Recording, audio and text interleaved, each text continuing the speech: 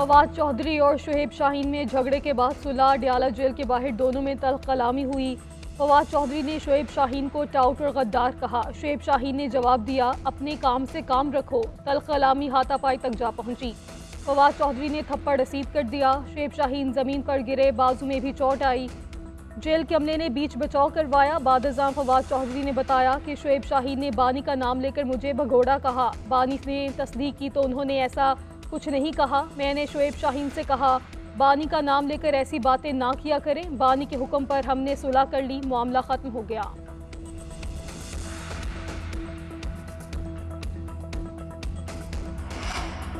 फौज मुल्क की मुआशी तरक्की के अमल में भरपूर हमायत जारी रखेगी। पंजाब पाकिस्तान का ज़राई पावर हाउस बन गया है। Army chief general Syed Asim Munir का ज़राई मनसूबों के इफ्तिताह के मौके पर खिताब। कहा, जदीद ज़राअत में सूबा पंजाब और यहाँ के किसानों का कायदाना किरदार काबिल तहसीन है। आर्मी चीफ ने मुख्तसर वक्त में ग्रीन कॉरपोरेट मनसूबे के तहत काविशों और कामयाबियों को सराहा। वज़ीर आला पंजाब ने कहा कि चोलिस्तान और पंजाब में आज जदीद ज़राअत के इनकलाब की बुनियाद रखती है। ग्रीन पाकिस्तान जदीद ज़राअत के फ़रोग़ का इनकलाब है। आर्मी चीफ और वज़ीर आला ने green mall, smart agri farm, सहूलत मरकज़ का इफ्तिताह किया। किसानों को घर बैठे मेयारी बीज, खाद, कीड़े मार अद्वियात मिलेंगी। ड्रोन समेत जदीद मशीनरी रियायती किराए पर दस्तयाब है।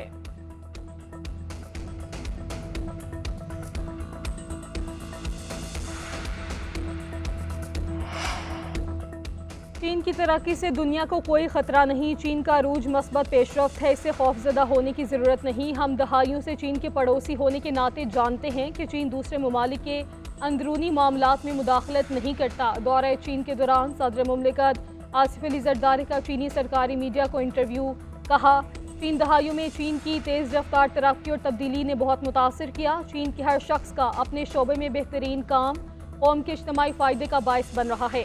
सदर जरदारी ने पाक चीन दोस्ती, इक़्तिसादी और सिफारती ताउन को मज़ीद गहरा करने पर जोर दिया।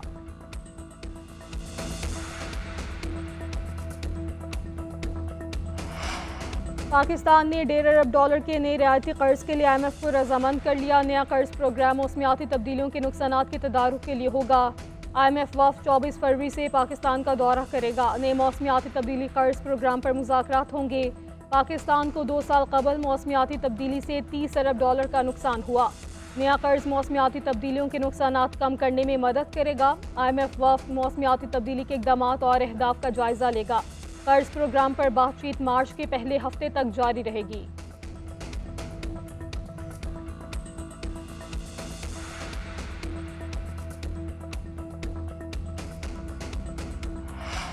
दहशतगर्दी बैनुल-अक़वामी मसला है, इससे निमटने के लिए आलमी बरादरी को मिलकर काम करना होगा। उम्मीद है सदर डोनाल्ड ट्रंप के दौर में पाक अमरीका ताल्लुकात मजबूत होंगे। वज़ीर दाखिला की कायम मुकाम अमरीकी सफ़ीर से मुलाकात में गुफ्तगू। दहशतगर्दी और 2 तरफ़ा ताल्लुकात समेत अहम अमूर पर तबादला ख्याल। वज़ीर दाखिला ने हालिया दौरे अमरीका से मुतालिक बताया। कहा, अमरीकी कांग्रेस के अरकान से मुलाकातें इंतहाई मस्बत रहीं। मुलाकातों में दहशतगर्दी के खिलाफ मुश्तरका लाहेअमल तरतीब देने पर बात हुई।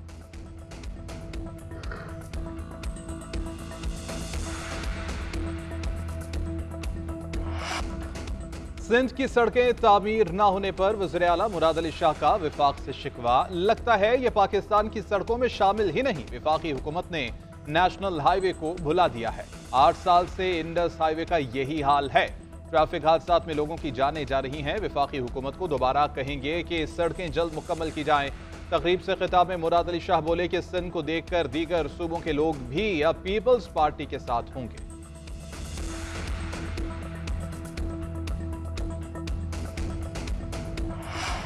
सिंध काबीना ने सूबाई सरकारी मुलाजमतों की उम्र की हद 5 साल बढ़ा दी। पहले सरकारी मुलाजमत की हद 28 साल थी, जिसे बढ़ा के 33 साल किया गया है। फैसले का इत्तलाक सिंध पुलिस और पब्लिक सर्विस कमीशन की नौकरियों पर नहीं होगा। उधर सिंध में असलहे की नुमाइश पर पाबंदी। सादा लिबास सरकारी एहलकार भी असलहा की नुमाइश नहीं करेंगे। खिलाफ वर्जी पर सख्त कार्रवाई की जाएगी।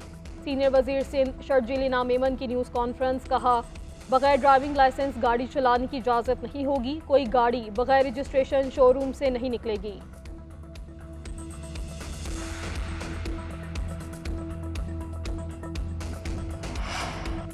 बानी पीटीआई के खिलाफ अडयाला जेल में जीएचक्यू हमला केस की समाअत। प्रोसिक्यूशन के 8 गवाहान के बयानात कलमबंद। मजमूई तौर पर 17 गवाहान की शहादतें रिकॉर्ड हो चुकी। मफरूर, मुराद सईद, हमाद अजहर और जुल्फी बुखारी के वारंट, छापों की तफसील और इश्तिहार अदालत में पेश। इस्तगासा की जानिब से मोबाइल फोन्स, डंडे और दीगर माल मुकदमा अदालत में पेश किया गया। खातून एहलकार ने मुल्जिमा नादिया और फातिमा से बरामद होने वाले मोबाइल फोन पेश किए। मजीद समाअत 25 फरवरी तक मुलतवी। केस की समाअत इंसदाद दहशतगर्दी अदालत के जज अमजद अली शाह ने की।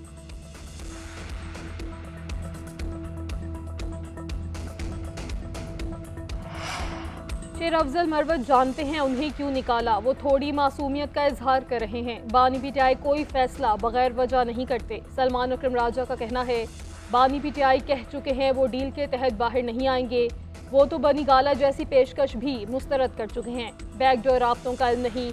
एटीसी लाहौर में पीटीआई रहनुमाओं पर दर्ज मुकदमात की समाअत। सलमान अकरम राजा गुनहगार करार। पुलिस ने रिपोर्ट पेश कर दी। उज़्मा और अलीमा खान की एक पेशी की हद तक इस्तिस्ना की दरख्वास्त दायर। अदालत ने अबूरी जमानतों में 12 अप्रैल तक की तौसीह कर दी। इम्तियाज़ वड़ाइच और नदीम अब्बास की अबूरी जमानत भी कन्फर्म। 1 लाख रुपए के मचलके जमा कराने का हुक्म।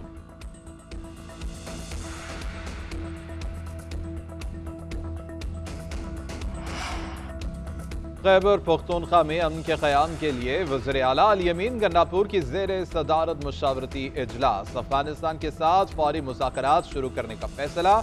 सियासी और मजहबी रहनुमा, मुत्तहिदा उलमा बोर्ड, KP के कायदीन और दीगर शरीक हुए। इजलास के एलामी में कहा गया कि पाकिस्तान में अमन अफगानिस्तान में अमन के साथ मशरूत है।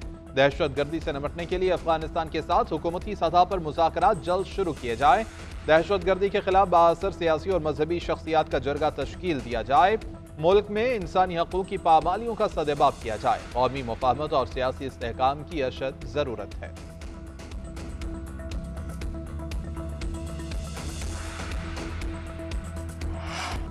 जंगबंदी मुआहिदे के तहत कैदियों की रिहाई का छठा मरहला। हमास ने 3 यरगमाली को रेड क्रॉस के हवाले कर दिया। रूसी निजाद इसराइली अलेक्जेंडर, अमरीकी निजाद सागी और इसराइली लार हॉरन शामिल। इसराइल ने भी मुआहिदे के तहत मजीद 333 फ़लस्तीनियों को रिहा कर दिया। फ़लस्तीनी कैदियों को लेकर बसें गजा के खान यूनिस पहुंची, जहां शानदार इस्तकबाल किया गया।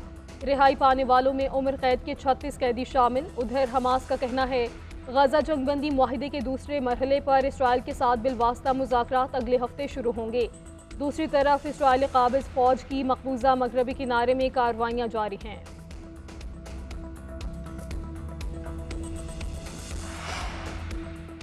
फ़लस्तीनियों को बेघर किया जा रहा है। ये बहुत बड़ा जुल्म है। हमास 7 अक्टूबर न करती तो फ़लस्तीनी कैदी भी आज़ाद न होते।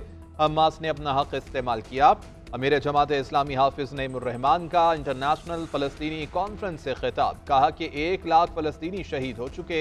अमरीका मुसलसल इसराइल की हिमायत कर रहा है। दुनिया को वाज़ेह पैगाम देना चाहते हैं कि फ़लस्तीनी सिर्फ फ़लस्तीनियों का है। इसराइल दहशतगर्दी कर रहा है। हम फ़लस्तीनियों के साथ खड़े रहेंगे। पूरी OIC और अरब ममालिक भी एक साथ खड़े हो जाएं। चैंपियंस ट्रॉफी का मेला सजने को तैयार। भारतीय टीम दुबई के लिए रवाना हो गई। बांग्लादेश की टीम भी दुबई पहुंच गई। इतवार के रोज बांग्लादेश और पाकिस्तानी शाहीन्स का प्रैक्टिस मैच होगा। अफगानिस्तान दूसरा प्रैक्टिस मैच न्यूजीलैंड के खिलाफ कराची में खेलेगा। मेगा इवेंट का आगाज 19 फरवरी को होगा। पाकिस्तान और न्यूजीलैंड की टीमें पहले मैच में मद्दे मुकाबिल आएंगी।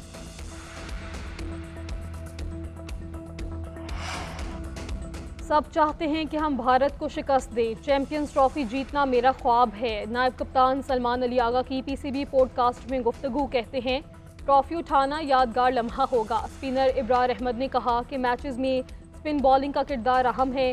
कप्तान से बात करता रहता हूँ। वनडे में डिसिप्लिन बॉलिंग करना पड़ती है।